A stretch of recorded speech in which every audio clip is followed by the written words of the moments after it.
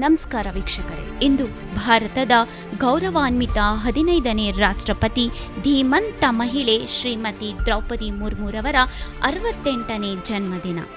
ಬಡತನ ಮತ್ತು ಬೆಟ್ಟದಂತಹ ಕಷ್ಟಗಳನ್ನು ಮೆಟ್ಟಿ ನಿಂತ ದಿಟ್ಟ ಮಹಿಳೆಯ ಜೀವನದ ಹಾದಿ ಪ್ರತಿಯೊಬ್ಬರಿಗೂ ಪ್ರೇರಣೆಯಾಗಿದೆ.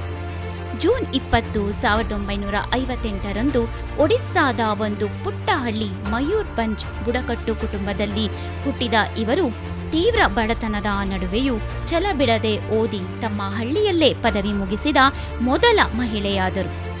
ಆರಂಭದಲ್ಲಿ ಒಬ್ಬ ಸಾಮಾನ್ಯ ಕ್ಲರ್ಕ್ ಮತ್ತು ಶಿಕ್ಷಕಿಯಾಗಿ ಜೀವನ ನಡೆಸಿದರು. ಆದರೆ ವಿಧಿ ಇವರ ಜೀವನದಲ್ಲಿ ಆಟವಾಡಿತು. 2009ರಲ್ಲಿ ಹಿರಿಯ ಮಗ ನಿಗೂಢ ಸಾವನ್ನಪ್ಪಿದರು. 2013ರಲ್ಲಿ ಕಿರಿಯ ಮಗ ಭೀಕರ ರೋಡ್ ಅಪಘಾತದಲ್ಲಿ ಸಾವನ್ನಪ್ಪಿದರು. 2014ರಲ್ಲಿ ಪತಿಯ ಮರಣ ಹಾಗೂ ತಾಯಿಯನ್ನೂ ಸಹ ಕಳೆದುಕೊಂಡರು.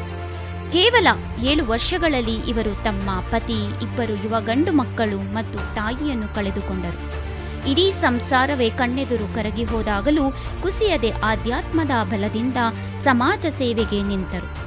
1997ರಲ್ಲಿ ಕೌನ್ಸಿಲರ್ ಆಗಿ ರಾಜಕೀಯ ಆರಂಭಿಸಿದ ಇವರು ಶಾಸಕರಾಗಿ, ಮಂತ್ರಿಯಾಗಿ, ಜಾರ್ಖಂಡ್ನ ಗವರ್ನರ್ ಆಗಿ ಮುನ್ನಡೆದರು. ಕೊನೆಗೆ ಜುಲೈ 25, 2022ರಂದು ಭಾರತದ ಪ್ರಥಮ ಪ್ರಜೆಯಾಗಿ ಪ್ರಮಾಣ ವಚನ ಸ್ವೀಕರಿಸಿ ದೇಶದ ಅತ್ಯುನ್ನತ ಸಾಂವಿಧಾನಿಕ ಹುದ್ದೆಗೇರಿದ ಮೊದಲ ಬುಡಕಟ್ಟು ಮಹಿಳೆ ಎಂಬ ಇತಿಹಾಸ ಸೃಷ್ಟಿಸಿದರು. ಬಡತನದಿಂದ ರಾಷ್ಟ್ರಪತಿ ಭವನದವರೆಗೆ ಸಾಗಿದ ಇವರ ಪಯಣಕ್ಕೆ ನಮ್ಮದೊಂದು ಸಲಾಂ.